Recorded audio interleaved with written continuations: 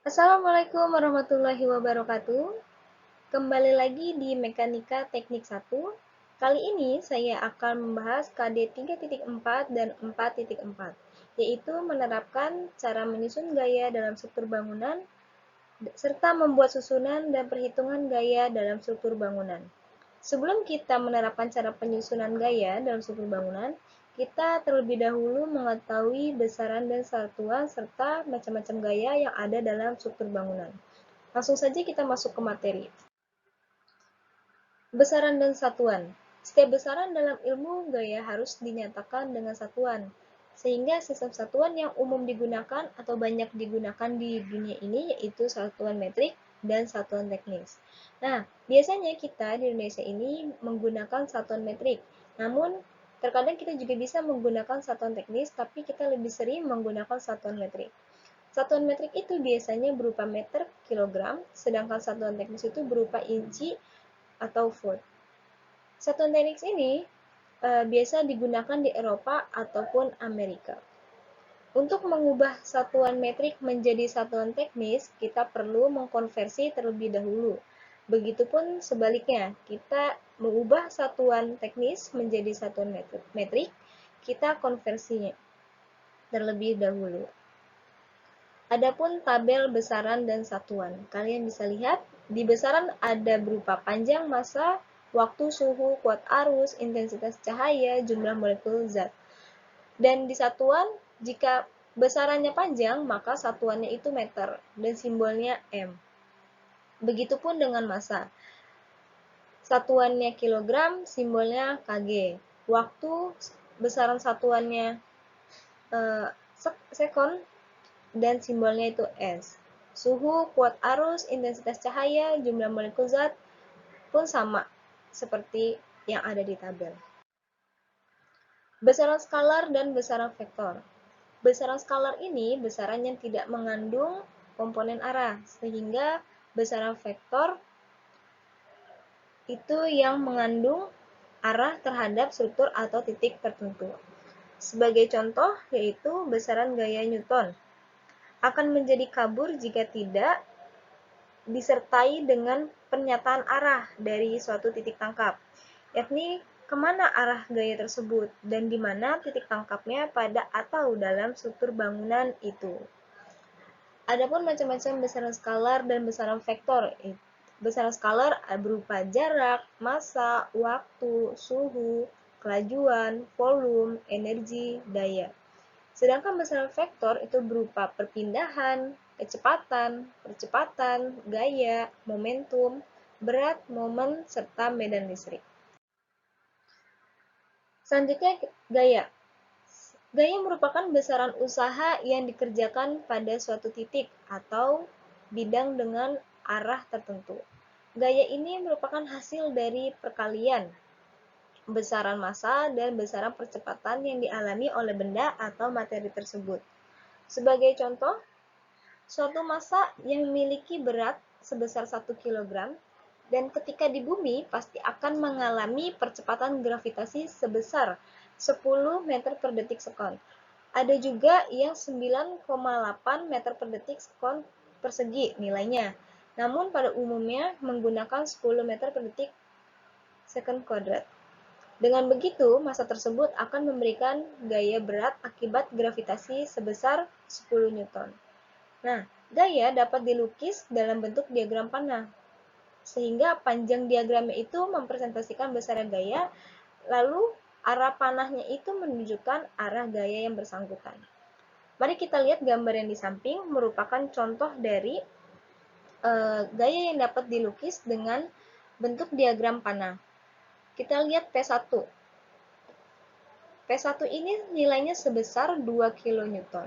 Dan ini merupakan panjang diagramnya yang mempresentasikan besarnya gaya. Dan arah panah ini menunjukkan arah gaya yang bersangkutan. Sehingga dapat kita ketahui bahwa P1 merupakan gaya yang menuju ke bawah dengan besar gayanya itu sebesar 2 kN. Begitupun dengan P2. P2 ini memiliki nilai gayanya itu sebesar akar 2. Dan arah panahnya ini miring. Dan biasanya di soal itu diketahui sudut derajatnya berapa.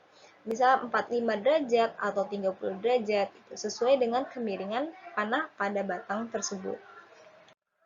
Selanjutnya, arah gaya. Berdasarkan arah pada suatu bidang datar dan terhadap titik tangkap tertentu, gaya dapat dibagi menjadi gaya datar atau horizontal, vertikal, dan gaya yang berarah miring. Nah, yang gambar A ini merupakan gaya horizontal atau datar, sedangkan gambar B merupakan gaya vertikal dan gambar C adalah gaya yang berarah miring. Seperti pada contoh gaya pada slide sebelumnya. Gaya juga memiliki macam-macam, yaitu ada 3 macam. Ada gaya normal, gaya geser, gaya momen.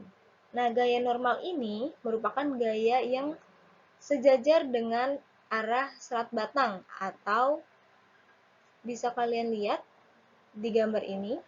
Dan gaya normal ini dibagi menjadi dua, yaitu gaya normal negatif atau tekan dan gaya normal positif atau tarik. Bagaimana sih kita bisa membedakan gaya normal positif dan gaya normal negatif? Mari lihat lebih lanjut gambarnya. Kalian bisa lihat ada dua perbedaan arah panah pada batang kedua tersebut. Pada batang pertama, ini arah panahnya menuju ke dalam, menekan batang, sehingga disebut gaya normal tekan. Sedangkan gambar kedua ini kalian bisa lihat arah panahnya ini menuju keluar atau menarik batang keluar, sehingga disebut gaya normal tarik. Selanjutnya ada gaya geser positif. Nah, gaya geser positif ini gaya yang tegak lurus terhadap batang. Dia membentuk siku tegak lurus. Nah, gaya geser ini memiliki arah juga, ada yang positif, ada yang negatif.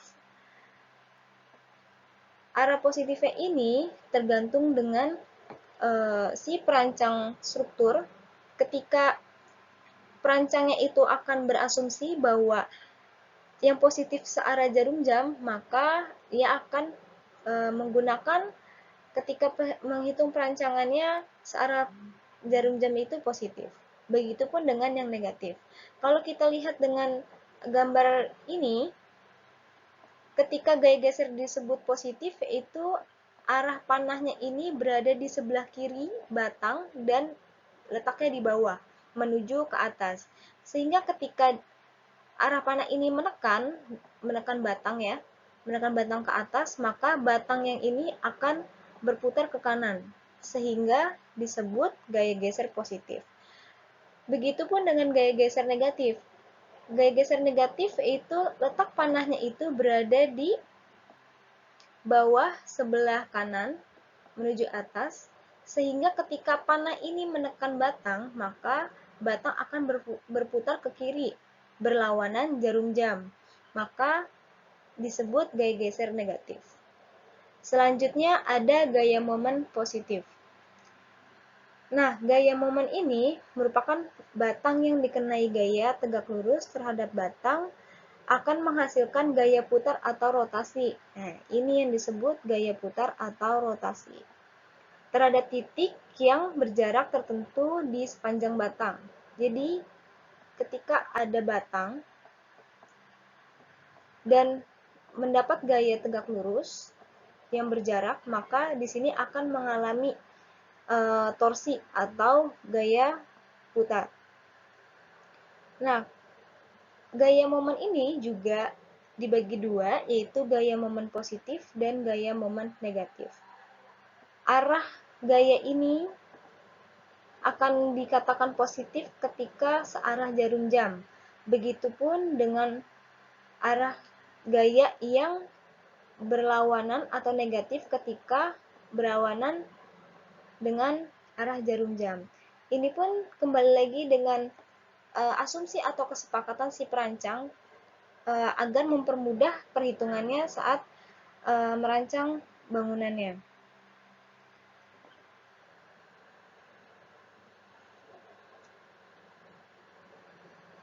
Kalian bisa lihat gambar kedua.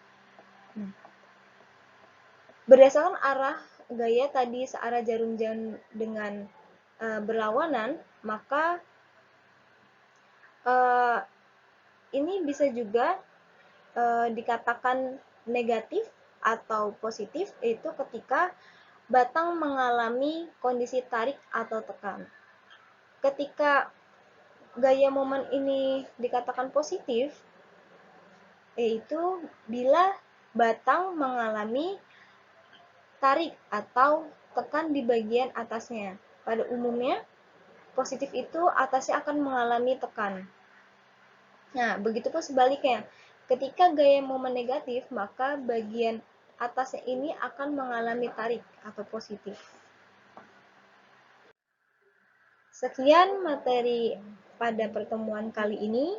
Semoga apa yang saya sampaikan dapat membantu untuk memahami mekanika teknik 1. Kurang lebihnya mohon maaf. Wassalamualaikum warahmatullahi wabarakatuh.